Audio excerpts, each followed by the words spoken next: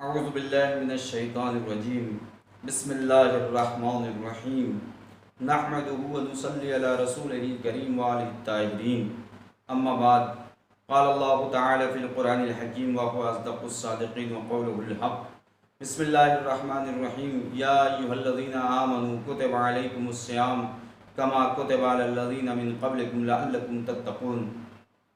ناظرین محترم، آج ماہ مبارک صیام کی 6 تاریخ آن پہنچی۔ مسلسل آپ حضرات کی بارگاہ میں اس لاک ڈاؤن کی وجہ سے چونکہ مسجدوں سے اور امام بارگاہوں سے واعظ و نصیحت تو ہو نہیں سکتا، معارف دین کو اس وقت حالات کے تقاضے کے تحت پیش کیا نہیں جا سکتا، لہٰذا بندے کی کوشش یہ ہے کہ روزانہ مختصر سی ویڈیو آپ حضرات کی بارگاہ میں پیش کی جائے، آپ زیادہ سے زیادہ فائدہ حاصل کریں۔ کل میں نے عرض کیا تھا خصوصیات قرآن کے سلسلے میں سورہ یونس کی آیت نمبر 57 میں جو 4 خصوصیتیں بیان کی ہیں اللہ نے، اس کی 2 خصوصیت آپ حضرات کی بارگاہ میں نے ذکر کیا، موعظہ اور شفا۔ آج تیسری خصوصیت کا تذکرہ کرنا ہے۔ قرآن میں اللہ فرما رہا ہے یا ایھا الناس قد جاءتکم موعظۃ من ربکم، اے لوگو بالتحقیق تمہارے پروردگار کی جانب سے تمہارے لیے موعظہ آیا، یعنی وہ کتاب آئی جو تمہیں واعظ و نصیحت کرتی ہے۔ وَشِفَاءٌ لِمَا فِي الصُّدُورِ، دوسری خصوصیت، اور یہ قرآن شفا ہے اس مرض کے لیے جو تمہارے سینوں کے اندر ہے۔ سینوں میں جو مرض ہوتا ہے وہ بغض کا مرض ہوتا ہے، کینہ کا مرض ہوتا ہے، حسد کا مرض ہوتا ہے، خود پسندی کا مرض ہوتا ہے۔ اگر کوئی انسان قرآن سے توسل کرے تو یہ مرض دور ہو جائے گا۔ وَهُدًى وَرَحْمَةٌ لِّلْمُؤْمِنِينَ، تیسری صفت قرآن ہدایت ہے، چوتھی صفت قرآن رحمت ہے مومنین کے لیے۔ قرآن کتاب ہدایت ہے۔ قرآن نے شروع میں ہی بتا دیا ذَلِكَ الْكِتَابُ لَا رَيْبَ فِيهِ، قرآن یہ وہ کتاب ہے کہ جس میں شک و شبہ کی کوئی گنجائش نہیں ہے۔ ھدی للمتقین، قرآن کتاب ہدایت ہے۔ قرآن کی ایک خصوصیت یہ ہے کہ یہ قرآن ہدایت کرتا ہے لوگوں کو۔ کس کو ہدایت کرتا ہے؟ ھدی للمتقین، متقین کو ہدایت کرتا ہے۔ قرآن 2 طرح سے ہدایت کرتا ہے، عام انسانوں کو بھی ہدایت کرتا ہے اور متقین کے لیے بھی ہدایت ہے۔ تفصیل میں ہو جائے گی بات اگر اس پہ بحث کی جائے۔ کس کے لیے؟ متقین کے لیے ہدایت ہے۔ الذین یؤمنون بالغیب، متقین کی صفت کو بیان کر رہا ہے قرآن کہ متقین وہ لوگ ہیں جو غیب پر ایمان رکھتے ہیں۔ جنت نہیں دیکھی، جہنم نہیں دیکھا، کوثر نہیں دیکھا، سلسبیل نہیں دیکھا، رسول کو نہیں دیکھا، لیکن رسول نے جو باتیں فرمائی ہیں آج ان کے چاہنے والے مان رہے ہیں۔ امام وقت کو نہیں دیکھا، لیکن آج چونکہ رسول نے بتایا، اسی قرآن میں اللہ کہہ رہا ہے ما آتاکم الرسول فخذوہ، جو میرا رسول تمہیں دے وہ لے لو، اور جس سے میرا رسول تمہیں روکے اس سے رک جاؤ، باز آ جاؤ۔ تو چونکہ رسول اللہ نے فرمایا تھا اس لیے ہم نے مان لیا۔ ہم نے غدیر کے میدان کو نہیں دیکھا، لیکن چونکہ رسول اللہ نے علی کو ولی بنایا تو علی کی ولایت، علی علیہ السلام کی ولایت کو ہم نے قبول کیا رسول کے کہنے سے۔ نہیں دیکھا لیکن قبول کر رہے ہیں۔ تو یہ قرآن ہدایت ہے متقین کے لیے، الذین یؤمنون بالغیب، ان لوگوں کے لیے ہدایت ہے جو غیب پر ایمان رکھتے ہیں۔ اور اس کے بعد وَيُقِيمُونَ الصَّلَاةَ، اور یہ کتاب ان لوگوں کے لیے ہدایت ہے جو لوگ نماز کا قیام کرتے ہیں۔ قیام نماز کا نتیجہ کیا ہے؟ سورہ عنکبوت میں خود خالق کائنات فرما رہا ہے وَأَقِيمِ الصَّلَاةَ، نماز کو قائم کرو، إِنَّ الصَّلَاةَ تَنْهَىٰ عَنِ الْفَحْشَاءِ وَالْمُنکَرِ، بے شک یہ نماز برائی اور بے حیائی سے تمہیں روکتی ہے۔ یعنی اگر کوئی انسان نماز پڑھتا ہے تو وہ پھر جھوٹ نہیں بولے گا، کوئی انسان نماز پڑھتا ہے تو پھر غیبت نہیں کرے گا، کوئی انسان نماز پڑھتا ہے تو کسی مومن کو آزار و اذیت نہیں پہنچائے گا۔ اگر کوئی انسان نماز پڑھتا ہے تو ہر برائی سے وہ پاک ہوگا۔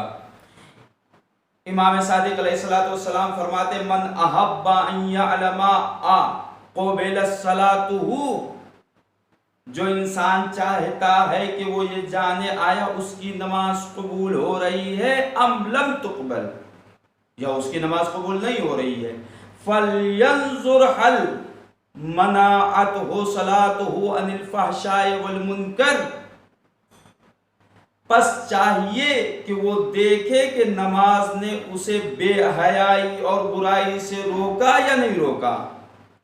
فَبِقَدْرِ مَا مَنَعَتْهُ قُبِلَتْ مِنْهُ، جس قدر نماز نے تمہیں برائی سے روکا ہے، اگر آپ جھوٹ بولنے سے رک گئے تو سمجھ لیجئے اس قدر آپ کی نماز قبول ہو رہی ہے، اور دیگر برائیوں سے جتنی برائیاں ختم ہوتی رہیں گی نماز اتنی ہی قرب الہی اختیار کرتی جائے گی۔ پانچویں امام فرماتے ہیں اِنَّا أَوَّلَ مَا يُحَاسَبُ بِهِ الْعَبْدُ الصَّلَاةُ، قیامت کے دن جس کا سب سے پہلے حساب ہوگا اللہ کے بندوں سے وہ نماز ہے۔ فَإِن قُبِلَتْ قُبِلَ مَا سِوَاهَا، پس اگر نماز قبول تو دیگر اعمال بھی قبول۔ پھر اس کے بعد قرآن کس کے لیے ہدایت ہے؟ قرآن ہدایت ہے وَمِمَّا رَزَقْنَاهُمْ يُنْفِقُونَ،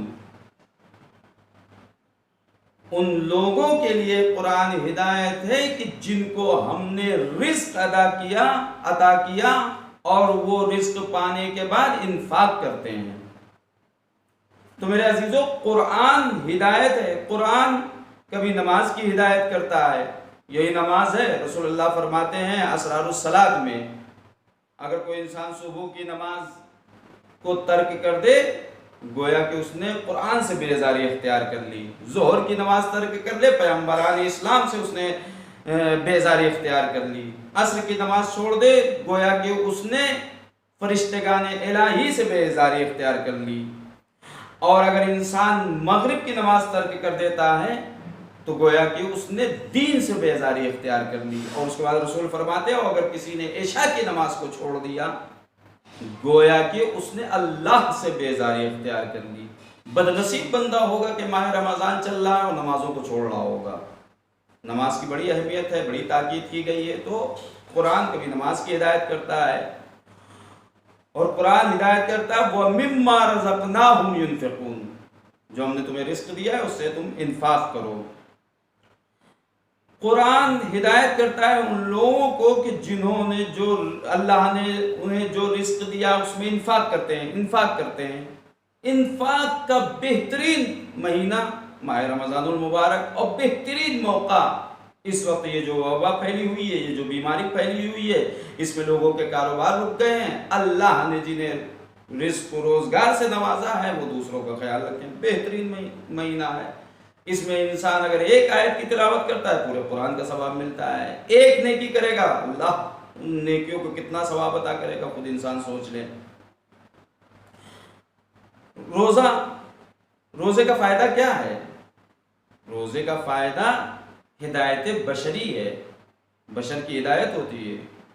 یا ایھا الذین آمنوا کتب علیکم الصیام کما کتب علی الذین من قبلکم لعلکم تتقون، اے صاحبان ایمان تمہارے اوپر روزہ فرض قرار دیا گیا ہے جیسے تمہارے پہلے والوں پر واجب کیا گیا تھا تاکہ تم متقی ہو جاؤ، پرہیزگار بن جاؤ۔ پرہیزگار ہو جاؤ کا کیا مطلب ہے؟ اس کا مطلب یہ کہ انسان جب بھوک اور پیاس کا احساس کرتا ہے روزہ رکھ کے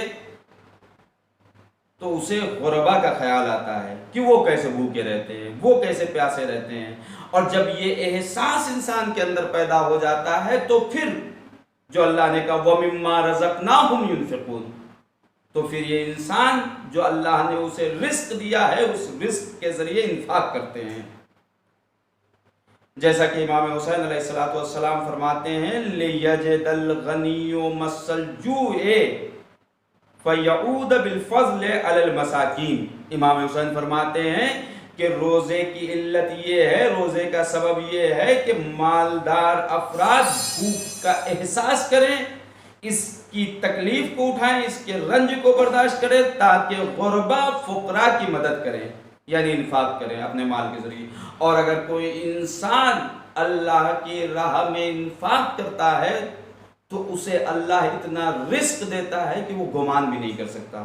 جیسا کہ جناب موسیٰ کے زمانے میں ایک زن و شوہر رہتے تھے اور بہت ہی پریشان حال تھے، رزق و روزگار کے اعتبار سے بہت پریشان تھے، کھانے کے لالے پڑے ہوئے تھے۔ ایک روز وہ بستر پہ لیٹے ہوئے تھے تو زوجہ نے اپنے شوہر سے کہا کہ جناب موسیٰ، حضرت موسیٰ یہ اللہ کے نبی ہیں، ہم لوگ پریشان حال ہیں، کیوں نہ ہم لوگ جائیں اللہ کے نبی سے اپنی پریشانی بیان کریں، شاید وہ کوئی راستہ اللہ سے دعا کر کے نکال دیں۔ کہا ہاں بات تو تم بہت اچھی کر رہی ہو، ٹھیک ہے صبح میں چلتے ہیں۔ صبح ہوئی، یہ زوجہ اپنے شوہر کو لے کر جناب موسیٰ کے پاس پہنچتی ہے اور جا کے دونوں بیان کرتے ہیں اپنی تنگ دستی، اپنی پریشانی، اپنی مجبوری کو بیان کرتے ہیں۔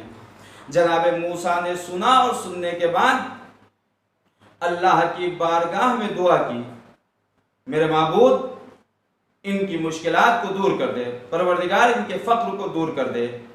اللہ نے کہا موسیٰ میں ان کے فقر کو دور کر دوں گا، میں ان کی پریشانی کو دور کر دوں گا، لیکن 1 سال کے لیے، 1 سال میں ان کو رزق فراوان دوں گا، دوسرے سال میں پھر ان کی یہی حالت ہوگی جو آج حالت ہے۔ یہ خوشحال ہو گئے کہ کم از کم 1 سال ہمیں رزق فراوان ملے گا، خوشحال ہو گئے۔ کہا ٹھیک ہے جناب موسیٰ۔ جناب موسیٰ نے دعا کی، اللہ نے ان کی دعا کو قبول کر لیا، یہ اپنے گھر گئے اور اللہ نے پھر اس کے بعد انہیں مال و دولت سے نوازا۔ جب اللہ نے انہیں مال و دولت سے نواز دیا، اب جب کافی مال ان کے پاس آنے لگا تو ایک دن زوجہ اپنے شوہر سے کہتی ہے کہ دیکھو اس وقت اللہ ہمیں بے پناہ دولت دے رہا ہے، اتنا مال دے رہا ہے جتنا ہم سوچ بھی نہیں سکتے، لیکن 1 سال بعد ہمارے حالات پھر ویسے ہی ہو جائیں گے، چند مہینوں بعد پھر دوبارہ وہی حالات ہو جائیں گے جو پہلے تھے، تو کیوں نہ ایسا کیا جائے کہ اس وقت جو اللہ ہمیں مال و دولت سے نواز رہا ہے، ان مال و دولت کو غربا میں تقسیم کیا جائے، ان کی بھی مدد کی جائے اور دوسرے مومنین کی مدد کی جائے، تاکہ کل کو جب ہمیں فاقے کی نوبت آئے، تنگ دستی کی حالت آئے، تو آج ہم نے مدد کی ہے تو کل یہ لوگ ہماری مدد کریں گے، اس طریقے سے ہم بھوکے نہیں رہیں گے۔ شوہر نے کہا ہاں بات تو اچھی ہے، چلو چلتے ہیں۔ تو اس نے مسافر خانہ بنایا لوگوں کی خدمت کے لیے، اپنے گھر میں 7 دروازے ایسے بنائے کہ ہر دروازے سے جو بھی آتا تھا اسے وہ عطا کرتا تھا، اسے اس دروازے سے نوازتا تھا، یہاں تک کہ سال گزر گیا اور مسلسل ہر دن یہ لوگوں کو کھانا کھلاتا تھا، لوگ کھانا کھاتے تھے۔ جب سال گزر گیا تو جناب موسیٰ نے پروردگار سے کہا معبود تو نے کہا تھا میں انہیں 1 سال رزق فراوان دوں گا، لیکن یہ تو سال گزر گیا، اس کا دسترخوان ویسے ہی چل رہا ہے، رزق اس کے پاس ویسے ہی آ رہا ہے۔ بس ایک مرتبہ اللہ نے جناب موسیٰ سے کہا اے موسیٰ میں نے اس کے لیے اپنے رزق کا 1 دروازہ کھولا تھا، 1 دروازے سے میں اسے رزق دے رہا تھا، اس نے میرے بندوں کے لیے اپنے گھر کے 7 دروازے کھول دیے۔ جب اس نے میرے بندوں کے لیے 7 دروازے کھول دیے تو میں اللہ اپنے اس بندے کے لیے جو میں نے 1 دروازہ رزق کا کھولا ہے کیسے بند کر دوں؟ یعنی انسان اللہ کی راہ میں اگر اللہ کے بندوں کی مدد کرتا ہے تو اللہ خوش ہوتا ہے، اللہ کی رضایت حاصل ہوتی ہے، پھر اس کے بعد اللہ ایسے اسے رزق عطا کرتا ہے کہ وہ سوچ بھی نہیں سکتا کہ رزق کہاں سے آ رہا ہے۔ لہٰذا ماہ مبارک صیام میں ہم سب کی یہی کوشش ہونی چاہیے کہ دوسروں کی مدد کریں، دوسروں کے مددگار ثابت ہوں۔ آخر میں دعا ہے پروردگار تجھے واسطہ ہے محمد والے محمد کا، ہم سب کو کار خیر کی توفیق عطا فرما۔ آنے والی شب جمعہ ہے، میرے معبود جملہ مومنین مومنات کی مغفرت فرما، جو مومنین مومنات بیمار ان کو شفائے کاملہ عاجلہ عطا فرما۔ میرے معبود تمام مومنین کی دلی مرادوں کو پورا فرما، پروردگار امام زمانہ کے ظہور میں تعجیل فرما، ہم سب کو امام کے اعوان و انصار میں شمار فرما۔ ربنا تقبل منا انك انت السميع العليم، ما شاء الله لا حول ولا قوة الا بالله العلي العظيم، والسلام عليكم ورحمة الله وبركاته۔